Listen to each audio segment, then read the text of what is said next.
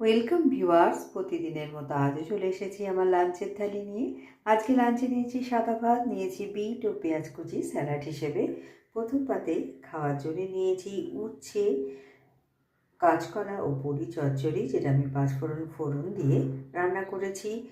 বড়িগুলো আগে ভেজে তুলে নিয়ে চৌকো টুকরো করে কাটা উচ্ছে, কাঁচকলা দিয়ে নুন, হলুদ, সামান্য মিষ্টি ও জিরের গুঁড়ো দিয়ে আমি এটা তৈরি করেছি। তারপরে নিয়েছি আলু ও বাঁধাকপি ভাজা, যেটা আমি সর্ষে, শুকনো লঙ্কা ফোড়ন দিয়ে রান্না করেছি। তার সাথে খাওয়ার জন্য নিয়েছি মুসুরির ডাল, জিরে, শুকনো লঙ্কা ও টমেটো ফোড়ন দিয়ে। তারপরে নিয়েছি পাবদা মাছের একটা পাতলা ঝোল, আলু বেগুন দিয়ে, আদা জিরে লঙ্কা বাটা দিয়ে। আর শেষ পাতে নিয়েছি টক দই। তো কেমন লাগলো আপনাদের আমার এই লাঞ্চের থালিটা? ভালো লাগলে লাইক, শেয়ার এবং সাবস্ক্রাইব করবেন আমার চ্যানেলকে।